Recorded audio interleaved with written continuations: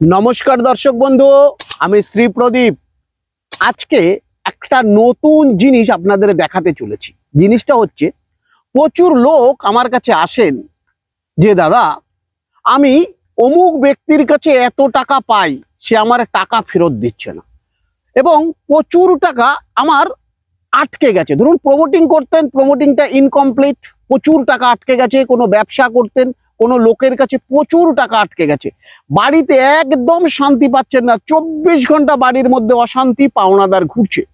প্রচুর লোকের বাড়িতে আমি দেখেছি কেউ বাঁশ গাছ অর্থাৎ বাম্বু গাছ লাগান, বাম্বু ট্রি, কেউ মানি প্লান্ট গাছ লাগান।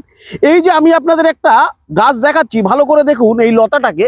এই লতাটিকে আমরা কেউ কেউ বলি সুবর্ণলতা, কেউ কেউ বলে দক্ষলতা, মানে গ্রাম অঞ্চলে এটাকে দক্ষলতা বলে। তো নাম যাই হোক, পাতাটা আপনাকে ফলো করতে হবে, গাছের পাতাটা কিরকম।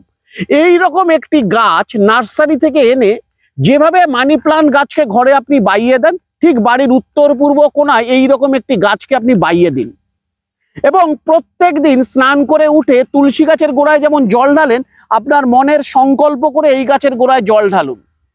মানে আপনাকে আমি বলছি 100% চ্যালেঞ্জ দিয়ে বাড়ির শান্তি যেমন ফিরে আসবে, তেমনি আপনার আটকে যাওয়া মানি বা আটকে যাওয়া টাকা খুব শীঘ্রই আপনার কাছে চলে আসবে। এ কিন্তু প্রচুর পরিমাণ অর্থকে আকর্ষণ করে, এই গাছ প্রচুর পরিমাণ অর্থকে আকর্ষণ করে।